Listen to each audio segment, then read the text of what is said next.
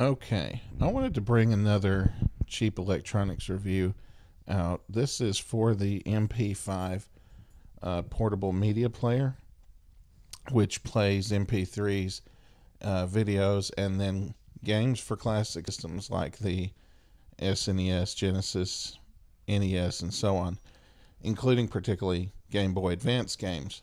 I'll get to that in a few minutes, but first I wanted to go over what it looks like.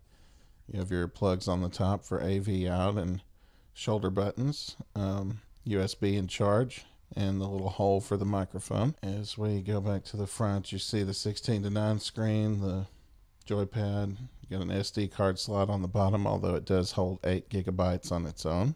This particular one has a camera as well as an FM stereo tuner, neither of which are very good. I'll also show that in a few minutes. You can see this ring shape on the back is clearly meant to evoke the PSP. There's a 10 megapixel icon around the camera. It's not 10 megapixels. It's actually not very good quality at all. I'll show samples of that too. You got your 4-button controller arrangement for the firing buttons, as the Super Nintendo first had, and the shoulder buttons and so on. Now I also wanted to show it alongside the thing that it's obviously meant to mimic. Here we have an actual PSP. The appearance is pretty close. It's not exactly the same. Button arrangement is a little different too. The PSP is a good bit heavier actually. The battery life is longer, but at the same time, like all of the counterfeit microphones too, they paid attention to detail in some ways that was really surprising. Particularly if you look at the back of the actual PSP where it says UMD. On the counterfeit one, we'll see it says NGO. Not sure what that's supposed to stand for, other than, I guess, non-governmental organization, but it's there. Then we'll show how some of these emulation programs work. Okay, now part of the problem with this is the screen is a 16:9 aspect ratio, which doesn't match the 4:3 that most classic games are set up to expect. By virtue of that, they tend to either be cropped or you can choose to stretch it. Well, if it's stretched, then the shape of everything is wrong. And if you don't stretch it, it's a tiny view in the middle of the screen, which is difficult to deal with. If you're playing a Game Boy Advance game, on the other hand, it actually works pretty well. Game Boy Advance is only one of the systems for which there's not a perceptible lag. There's not an issue with the shape of the screen. And it's, actually works pretty well. The problem with that being, you can actually buy a real Game Boy Advance for about the same price as this fake one, and the quality of the buttons is a lot better, although the screen on this is actually quite good. Okay, now we're going to show this video of what the video output from it looks like. It's 640 by 480, 15 frames per second, so the video quality is not good. And I'll show you in just a second the sound quality that comes through. Okay, this is a sample of the sound recorded by the Mp5, the Mp5 gameplay device. This is just as recorded by the built-in microphone. The only real advantage to using an emulator-based system like this for playing the games for Game Boy Advance is that it basically allows you to cheat the way most emulators do, in that you can save a memory state of the system and go back to it where you don't waste lives going through a dangerous part of the game.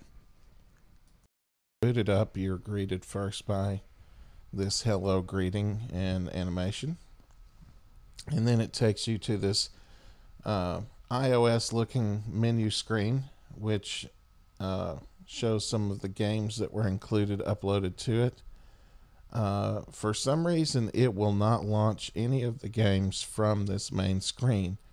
I'll show you that in just a second. But then fortunately down here at the bottom you also have your options. Okay, the screen went to sleep, as it does very quickly.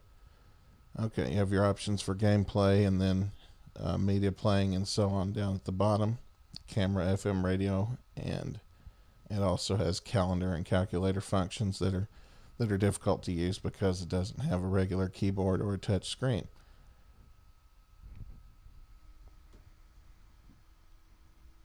Okay, now as you can see when you try to launch games here, if it's one launched from the main screen, you get an invalid file format error that I really don't quite understand. It must have a bad pathway for the aliases slash pointers, the bookmarks that are on that main screen that take you to the shortcut that take you to the ROM. Okay, but if you launch them from the main menu down in the corner at the gameplay screen, you can actually get them to work.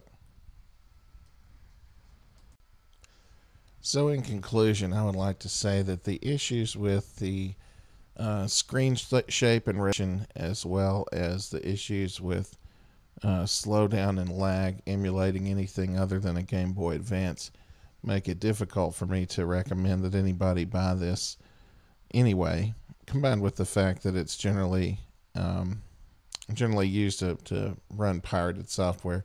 I just don't think that this sort of thing is a good idea. Now, that said, it could be done well if somebody worked hard to do it, but the money in it isn't great. I mean, these things sell for less than $50, and so it's hard to imagine that anybody is going to put a lot of work into making this any better than it already is, which is too bad because there are a lot of people who would like to play classic video games and would like to have the modern battery life of a lithium-ion battery, which this doesn't really provide. And I guess it's a decent enough media player, but other than that, it's just not great at what it's sold for. And it's just one of those kind of comically bizarre things that you can find on the internet that are just kind of half-baked ideas. At any rate, thank you for watching, and I hope that you enjoyed watching this.